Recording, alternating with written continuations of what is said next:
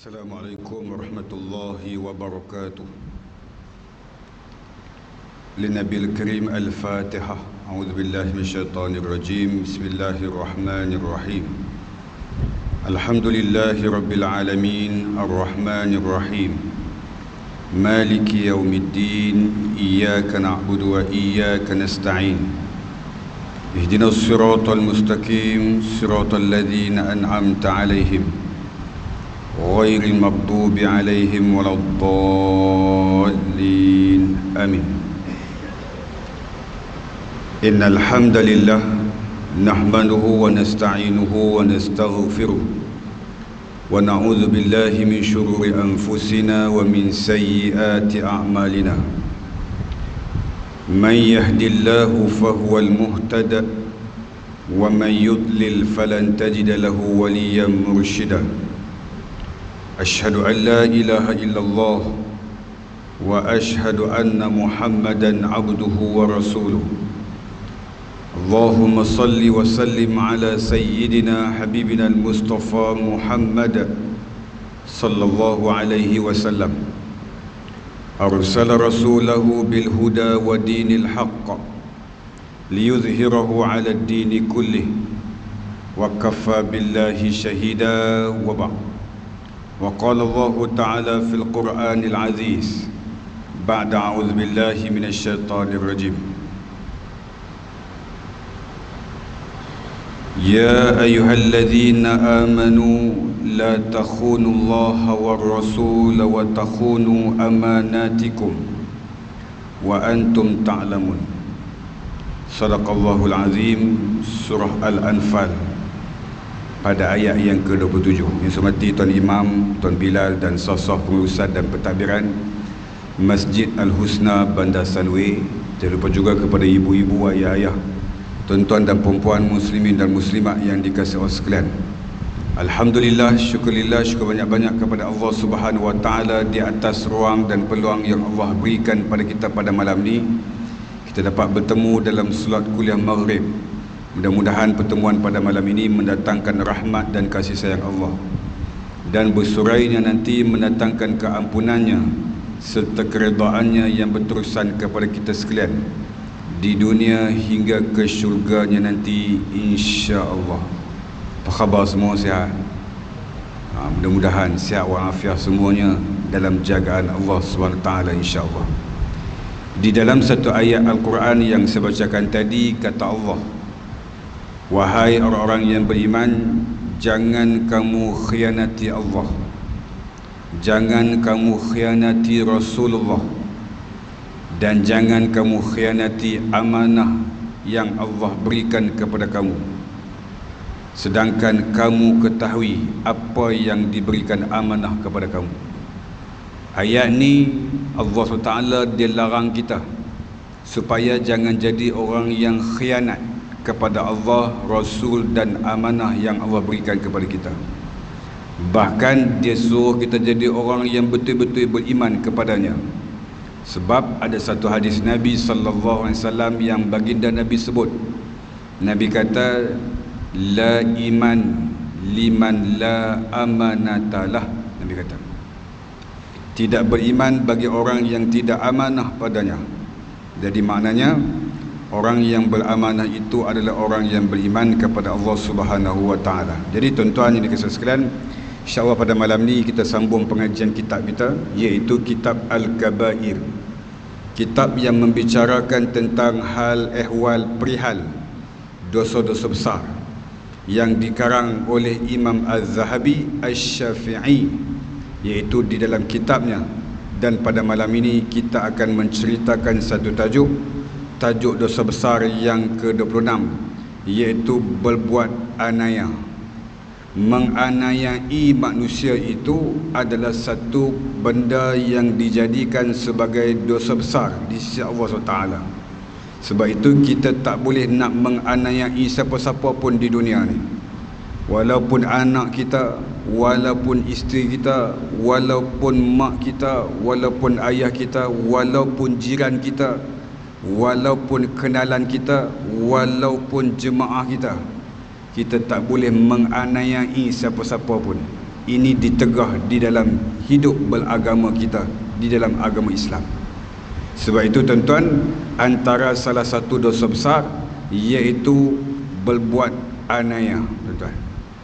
Dia mai satu hadis Nabi sallallahu alaihi wasallam yang baginda Nabi sallallahu alaihi wasallam menyebut di dalam satu hadisnya, Nabi kata, innallaha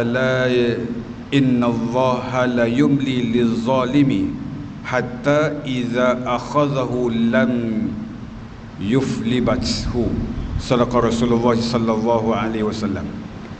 Kata Nabi sallallahu alaihi wasallam, sesungguhnya Allah menangguhkan hukuman terhadap orang zalim itu untuk beberapa lama, sampai tiba saatnya Allah menghukumnya, maka Allah tidak akan melepaskannya lagi. Jadi tuan-tuan dikasihi sekalian, maknanya orang yang melakukan kezaliman kepada siapa-siapa di dunia ni, Allah tangguh azab pada dia. Sebab apa Allah tangguh, Ustaz? Sebab Allah tangguh, Allah nak tengok dan nak diberi peluang kepada dia supaya reti bertaubat kepada Allah. Sekiranya dia melakukan kezaliman, maka dia kena cepat-cepat bertaubat kepada Allah. Di dalam satu ayat Al-Quran yang lain, Allah sebut, wa idza fa'alu fahishatan aw zalamu anfusahum zakarullah fastaghfaru lizunubihim. Allah kata, apabila kamu melakukan fahsyat ataupun kamu melakukan kezaliman ke atas diri kamu, maka cepat-cepatlah ingat kepada Allah, mohon ampun kepadanya dan bertaubat kepadanya di atas perbuatan kita. Sebelum kita nak bertaubat tu, Allah bagi tempoh kepada kita untuk memerhati kita, sama ada kita ni reti bertaubat ataupun tak reti bertaubat. Penangguhan dosa kita, penangguhan azab yang nak diberikan kepada kita itu Allah tangguh. Sebab apa Allah tangguh, Ustaz? Nak beri peluang kepada hamba-hamba Allah untuk bertaubat kepadanya. Bila manusia itu bertaubat kepada Allah, Allah hilangkan segala dosa dan kezaliman yang ada pada dirinya, maka zero dosa dia. Zero dosa dia tu waktu bila, Ustaz? Daripada kecil sampai now, sampai sekarang. Maknanya taubat kita itu diperlukan, tuan-tuan. Di dalam satu kitab, namanya kitab tersebut Nasaihul Ibad. Ada satu kitab namanya Nasaihul Ibad. Dia kata ada 5 perkara yang perlu kita tergesa-gesa. Ada 5 perkara. 5 perkara ni perlu kita gelojoh, perlu kita segera, perlu kita kalut, perlu kita buat cepat-cepat. 5 perkara ni, tuan-tuan kena ingat 5 perkara ni. Yang pertama, apabila ada orang hadir ke rumah kita sebagai tetamu, maka cepat-cepatlah jamu makanan kepada dia, tuan-tuan. Ini kena cepat. Jangan biar dia lengok siap lena lagi di rumah kita, kita tak jamu apa kat dia. Biskut kering pun tak ada, teh panas pun tak ada, tuan-tuan. Habis panas badan dia. So jangan macam tu. Maknanya ini perlu disegerakan. Yang pertama. Yang kedua, perlu disegerakan iaitu apabila matinya seseorang hamba Allah, segerakan pengurusan jenazah ke atas si mati tersebut. Segerakan. Yang ketiga, segerakan membayar hutang, walau apa jua keadaan sekalipun, segerakan. Yang keempat, segerakan bertaubat kepada Allah Subhanahu wa ta'ala dan jangan ditangguh-tangguhkan lagi. Yang ni nak sebut ni. Maknanya yang keempat ni disuruh oleh baginda Nabi, disuruh oleh Allah Subhanahu wa ta'ala kepada kita sekalian untuk bersegera bertaubat kepada dia. Orang tanya kita, Ustaz, dalam Quran ada tak sebut suruh segera bertaubat? Ada. Wasari'u ila maghfiratin min rabbikum wa jannatin arduha as-samawati wal ard uiddat lil muttaqin. Allah kata apa? Bersegeralah kamu memohon ampun kepada Tuhan kamu. Tu kan segera. Jadi maknanya manusia yang segera memohon ampun kepada Allah, dia sudah mentaati Al-Quran dan isi kandungan Al-Quran. Orang yang suka tangguh-tangguh taubat, dia cuba berselindung, bahkan dia cuba mencabar Al-Quran di atas kemuliaan yang ada pada Al-Quran. Jadi kita yang hidup di dunia ni segerakan untuk bertaubat kepada Allah. Dan yang kelima yang perlu kita segerakan amal soleh, walau apa jua keadaan sekalipun. Segerakan. Nak buat amal soleh jangan tangguh-tangguh, jangan banyak berangan. Nak buat amal soleh dan buat apa, cik? Itulah ustaz, saya dah ada duit 100,000, cuma tak tahu bila nak pergi haji.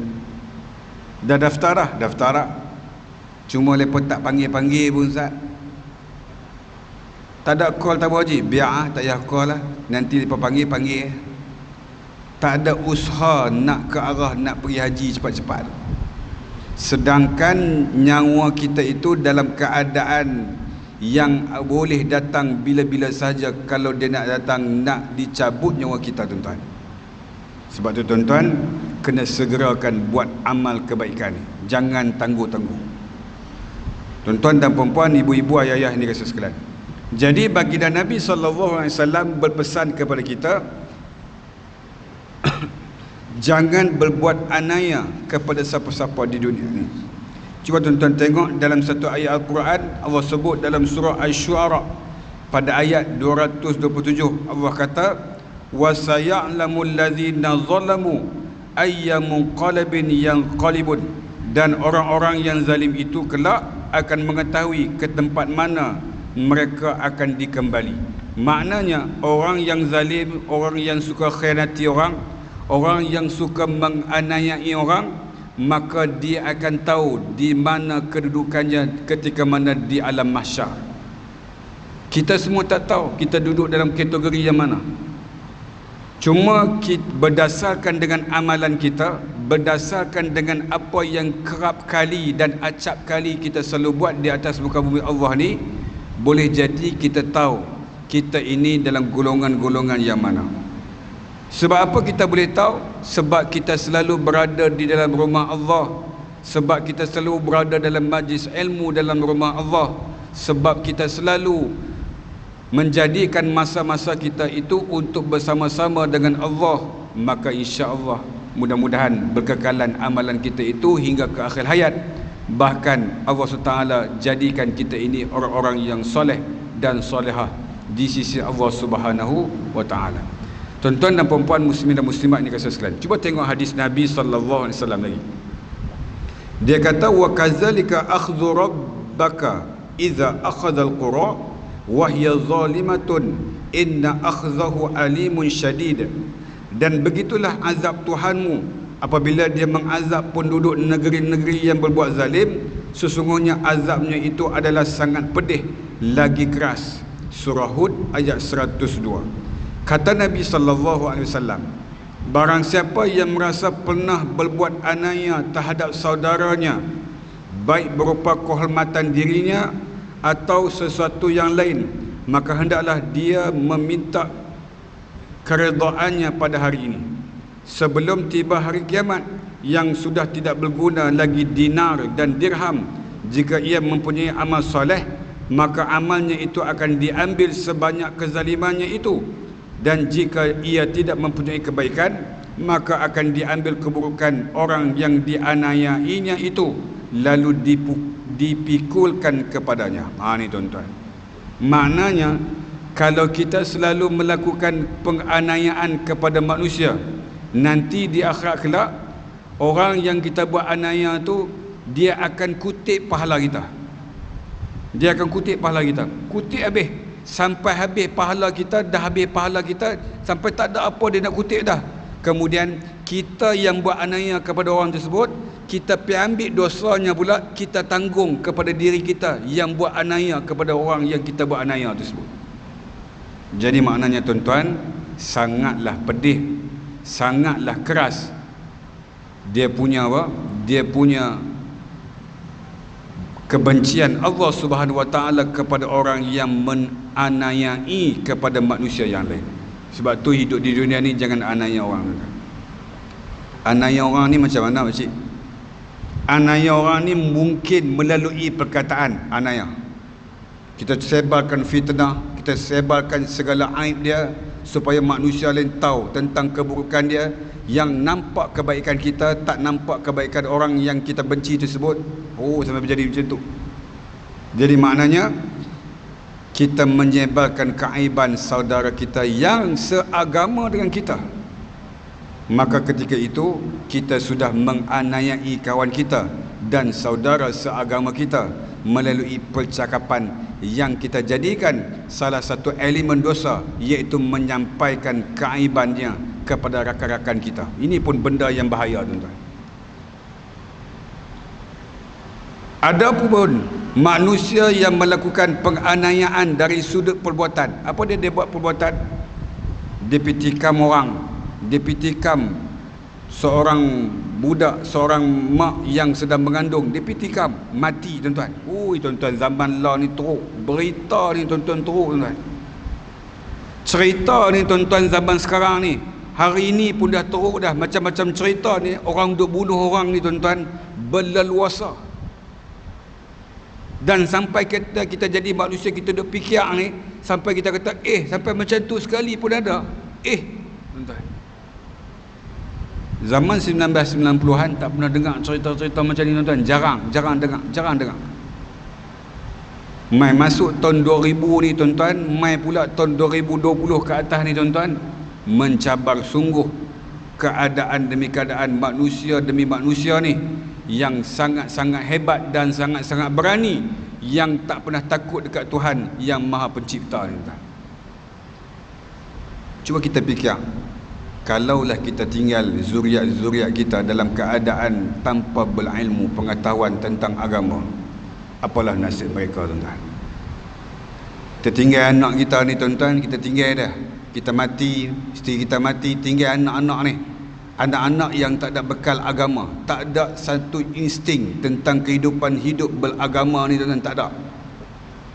Semayang tunggang langgang, semayang nak kena kejut baru bangun, Zuhur nak kena pesan baru buat, Asar nak kena pergi pulih telinga baru nak buat. Oi tuan-tuan, waktu tu kita mati, tuan-tuan. Agak-agak apa jadi, tuan-tuan, anak-anak? Bila anak-anak ini tidak ada agama di dalam dirinya, bimbang, takut dia jauh dengan Allah, dan lebih takut dia tidak ada iman langsung di dalam kehidupannya seharian. Ini yang perlu kita fikir-fikirkan demi kemaslahatan ummah kita, demi kemaslahatan orang-orang yang seagama dengan kita, supaya kita menyelamatkan saudara-saudara kita dengan kehidupan bi'ah salihah, dengan kehidupan yang baik, kehidupan yang boleh menjadikan kita ingat kepada Allah Subhanahu wa Ta'ala. Tuan-tuan dan puan-puan yang dikasihi sekalian, di dalam satu hadis qudsi, hadis qudsi ini maksudnya Allah sendiri yang berkata-kata, cuma ianya disampaikan oleh baginda Nabi sallallahu alaihi wasallam. Di dalam satu hadis qudsi, Allah SWT berfirman, ya ibadi inni haramtu zulma ala nafsi wa ja'altuhu bainakum muharraman fala tazalamu. Sadaqallahul azim. Allah kata apa? Wahai hamba-hambaku, sesungguhnya aku telah mengharamkan kezaliman atas diriku. Cuba tuan-tuan tengok petikan ni. Allah kata apa? Sesungguhnya aku haramkan diriku. Siapa yang kata tu? Allah. Dia kata aku ni Tuhan, aku ni Allah, aku ni pencipta, aku ni maha kaya, aku ni maha memiliki segala-galanya. Aku sudah mengharamkan diriku untuk berbuat kezaliman kepada hamba-hambaku. Kemudian Allah kata, dan aku jadikan ianya haram dikerjakan di antara kamu. Allah kata, aku juga haram di antara manusia, di antara kamu semua ni, jangan siapa-siapa pi buat kezaliman sesama kamu. Jangan siapa-siapa buat. Aku haramkan.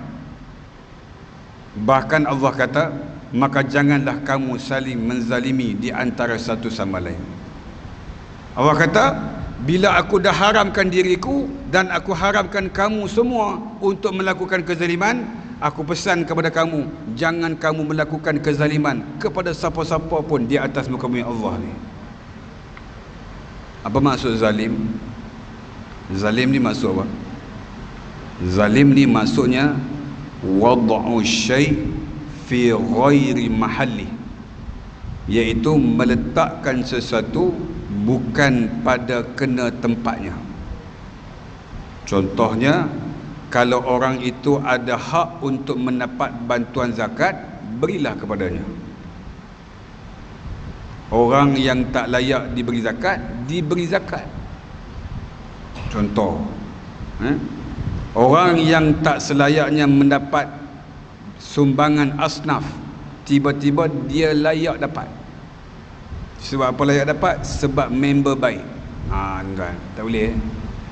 Jadi kesian orang yang selayaknya mendapat sumbangan-sumbangan asnaf yang sepatutnya dapat, mereka tak dapat. Kesian orang yang dizalimi sedemikian. Jadi jangan begitu juga.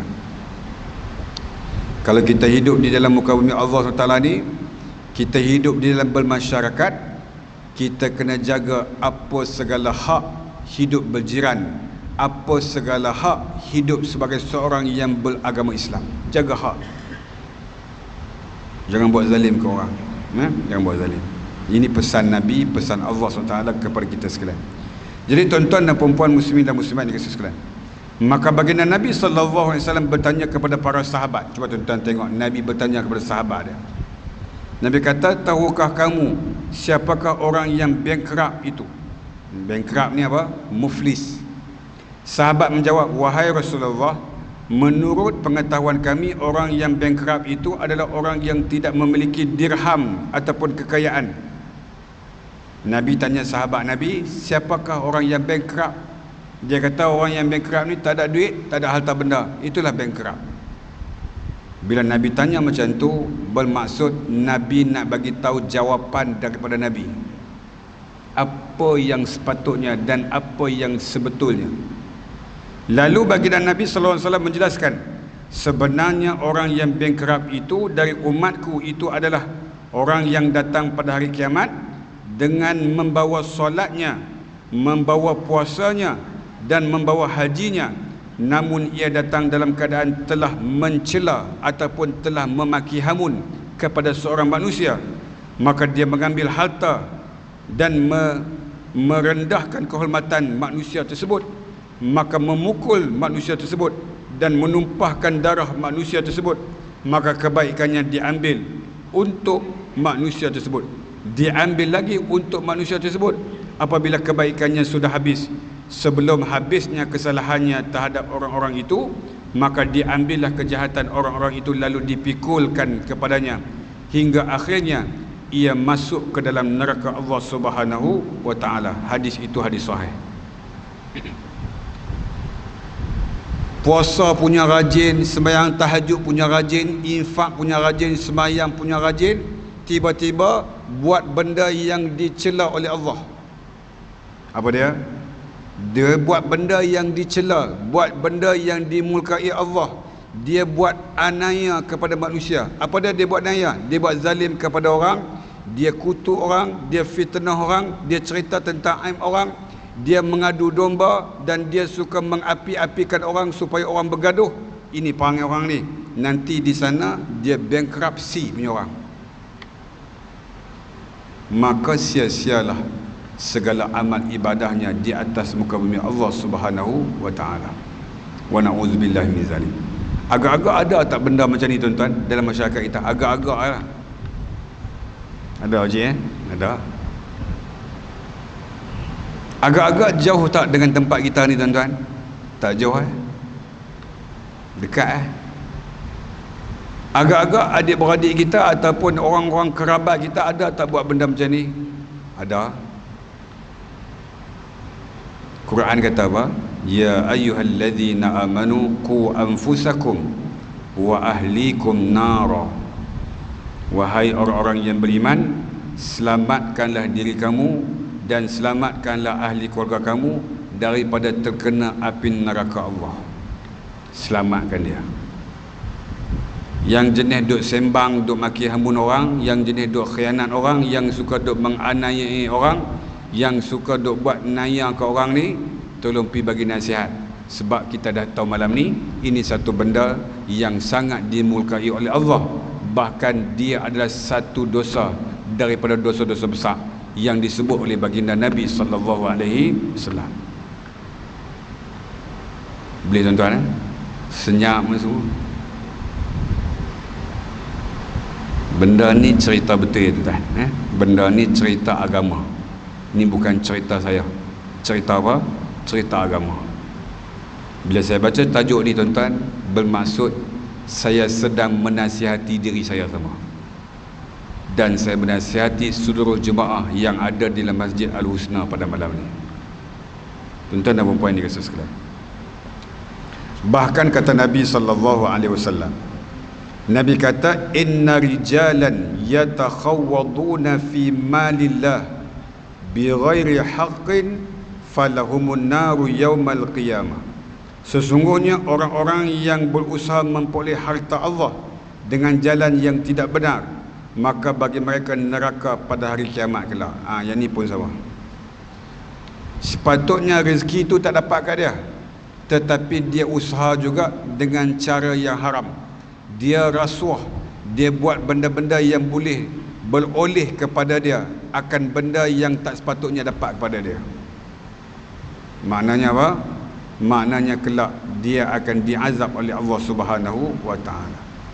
Bahkan kata Nabi, man zalama qaida shibrin minal ardi tawaqahu min sab'in ardina yaumal qiyamah.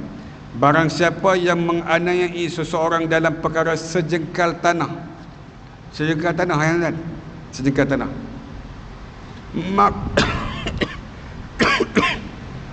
Maka pada hari kiamat kelak ia akan dikalungi dengan 7 bumi pada lehernya tuan-tuan. Maknanya apa? Siapa yang cuba mendapatkan habuan, padahal habuan tu bukan kepada dirinya, dia cuba memperoleh sejengkal tanah ya tuan-tuan. Contohnya apa? Kita ada adik-beradik, mak ayah kita mati, tinggalkan tanah kepada kita tuan-tuan. Tinggal tanah. Itu ya punca tuan-tuan.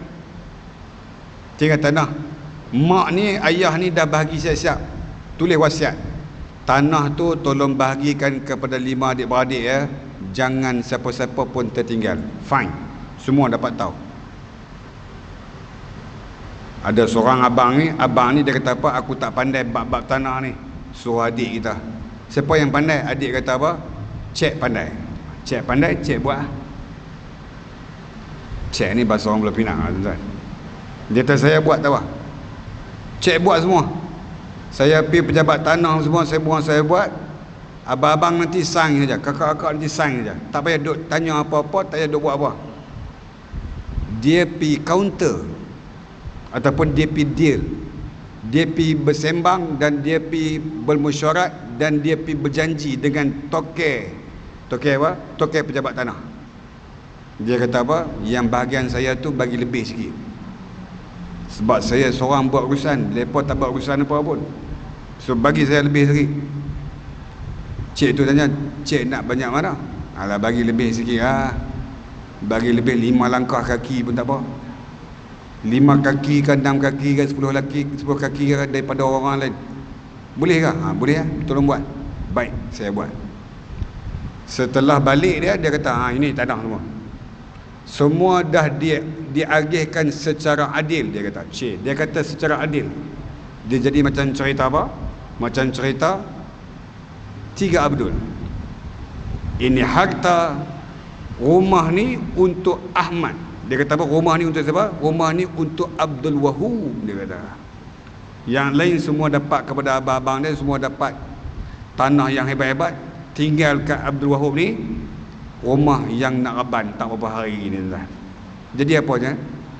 Bila pergi sembang tengok tanah-tanah tersebut, rupa-rupanya adik dia dapat lebih. Abang dah bising, pasal apa hampir buat macam ni? Hang zalim kat kami.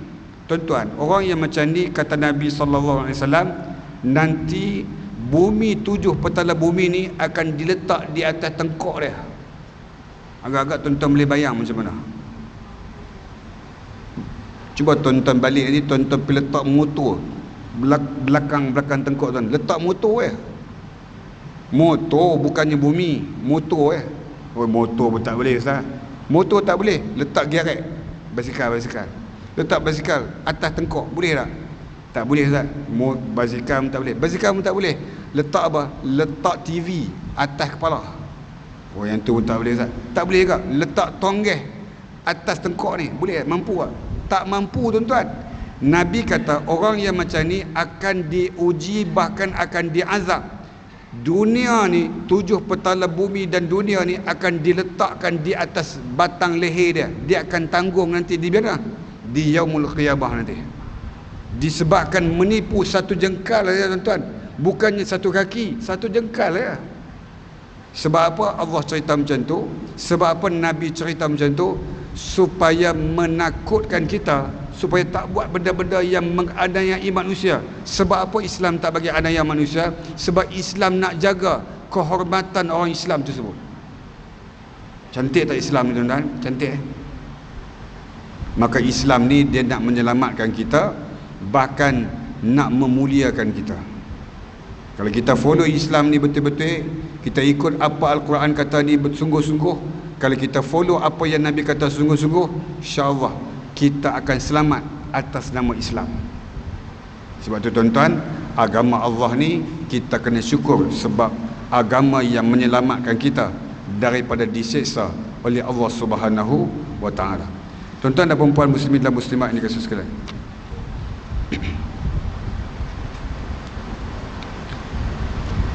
Ada satu kisah, dia main satu kisah. Sebelum kita nak habis kuliah kita malam ni, dia main satu kisah. Jabir bin Abdullah, setelah penaklukan kota Mekah, orang-orang dahulu berhijrah ke Habsyah, Ethiopia, kembali dan menemui Nabi SAW.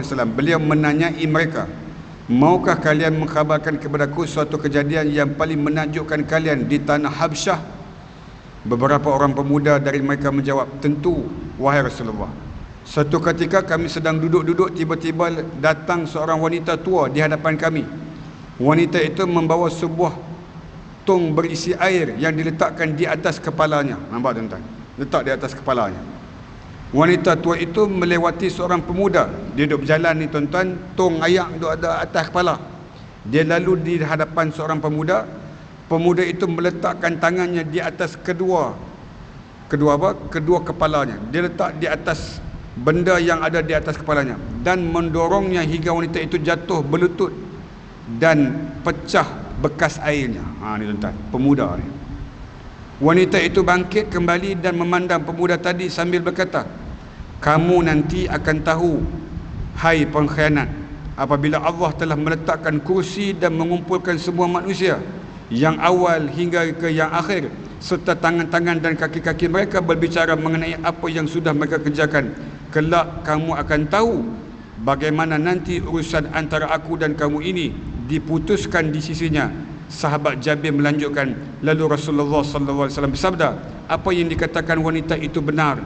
Bagaimana mungkin Allah memberkati suatu kaum yang tidak menolong daripada tidak aniaya yang kuat. Jadi maknanya bahawasanya kata-kata Nabi SAW itu membenarkan apa yang disebut oleh seorang perempuan tadi.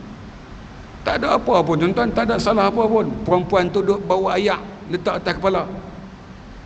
Lalu depan budak pemuda ni, dia duduk main, dia duduk tepih-tepih nak bagi jatuh. Jatuh ayak tu tuan-tuan, perempuan tu pun jatuh. Saja nakal lebih ni. Bila jatuh ni tuan-tuan, apa jadi? Perempuan ni kata apa? Woi budak, hang kena ingat, nanti bila Allah duduk di atas kursi takhta kehormatan dia, Waktu tu akan dibicarakan. Hang kena ingat, tangan hang akan bercakap, kaki hang akan bercakap, semua anggota badan hang akan bercakap, menjadi saksi atas perbuatan khianat hang ni kepada aku nanti. Waktu tu hang baru tahu siapa diri hang dan siapa diri aku. Tuan-tuan. Maknanya apa? Jangan sewenang-wenangnya kita buat aniaya kepada sesiapa pun, tuan-tuan. Tuan-tuan dan perempuan muslimin dan muslimat di kasih sekalian, maka semuanya ini agama kita ajar supaya jangan sesekali kita mengkhianati pada siapa-siapa pun, tuan-tuan. Jangan. Anak yang tak berdosa dibuang begitu saja, khianat nama dia. Isteri ditinggalkan begitu saja tanpa sebarang khabar kepada isterinya, tinggal macam tu ya. Jangan. Jadi tuan-tuan dan perempuan muslimin dan muslimat di kasih sekalian, itu saja yang boleh kita bicarakan pada malam ni. Tetapi tajuk ni tak habis, tuan-tuan. Kita sambung pada bulan 8, tuan-tuan. Bulan 8. Bulan 7 saya pergi haji je. Saya pergi haji. Minggu depan saya terbang pergi haji, tuan-tuan. Doakan saya. Suara saya ni tak okey lagi. Jadi insya-Allah doakan saya, insya-Allah bulan 7 hari bulan 6 ataupun 10 hari bulan 6 ni saya akan berangkat ke Tanah Suci Mekah untuk melaksanakan ibadah haji. Mudah-mudahan saya doakan juga kepada seluruh jemaah Masjid Al-Husna ni yang belum pergi menunaikan haji, mudah-mudahan Allah panggil dalam usia yang sihat ni, dalam usia yang masih kuat dan bertenaga ni, Allah jemput tuan-tuan dan perempuan semua untuk sampai ke Tanah Suci Makkah Al-Mukarramah dan di Madinah Al-Munawwarah dengan berkat majlis ilmu pada malam ni, insya-Allah. Jadi tuan-tuan dan puan-puan sekalian, itu saja pada malam ni yang boleh saya kongsikan. Mudah-mudahan ada istifadah yang baik dan mudah-mudahan ada manfaat atas pertemuan kita pada malam ni, insya-Allah. Jadi kita baca doa, kemudian kita tutup majlis kita dengan tasbih kifarah dan suratul Asr. A'udzubillahi minasyaitonirrajim. Bismillahirrahmanirrahim. Alhamdulillahirabbil alamin wassalatu wassalamu ala asyrafil anbiya'i wal mursalin wa ala alihi washabbihi ajmain. Ya Allah, ya Tuhan kami, pada malam yang penuh dengan keberkatan ini, wahai Allah, apalah kiranya anugerahkan kami kesihatan yang terbaik, keafiatan yang berterusan, kesembuhan daripada segala penyakit buat diri kami serta seluruh sisi keluarga kami, bahkan dikurniakan kepada kami keampunan-Mu, keridhaan-Mu, kasih sayang-Mu hingga ke syurga-Mu, wahai Allah. Wahai Allah, ya Tuhan kami, anugerahkan kami kesihatan yang terbaik, kemuliaan hidup, bahkan dianugerahkan kepada ibu dan ayah kami yang telah meninggal dunia, dijadikan kubur ibu dan ayah kami satu taman daripada taman-taman syurga-Mu, dan jangan sesekali Kau jadikan kubur ibu dan ayah kami satu lubang daripada lubang-lubang api neraka-Mu, ya Rahman. Wahai Allah, ya Tuhan kami, panjangkan umur kami, wahai Allah, di dalamnya ada ketaatan dan keberkatan daripada-Mu. Permudahkanlah urusan dunia dan akhirat kami, wahai Allah. Rezekikan kami untuk bertaubat sebelum tibanya ajal kepada kami. Rezekikan kami untuk mendapat husnul khatimah di akhir hayat kami nanti. Rezekikan kami juga, wahai Allah, agar sempat menyebut kalimah-Mu la ilaha illallah sebelum nyawa kami berpisah daripada jasad kami ini, wahai Allah. Dan rezekikan kami juga, wahai Allah, agar dibebaskan kami daripada kesengsaraan dan azab di alam kubur dan di alam mahsyar-Mu nanti, wahai Allah. Allahumma ja'al jam'ana hadza jam'an marhuma wa tafarruqana min ba'di tafarruqan ma'suma. Rabbana atina fid dunya hasanah fil akhirati hasanah wa qina azaban nar. Sallallahu ala sayyidina Muhammad wa ala alihi wa sahbihi wa baraka wa sallam. Walhamdulillahi rabbil alamin. Subhanakallahumma bihamdik asyhadu an la ilaha illa anta astaghfiruka wa atubu ilaik. Bismillahirrahmanirrahim.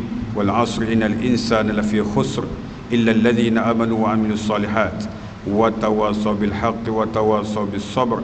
Wa hadza wa billahi taufiq wal hidayah. Assalamualaikum warahmatullahi wabarakatuh. Terima kasih semua.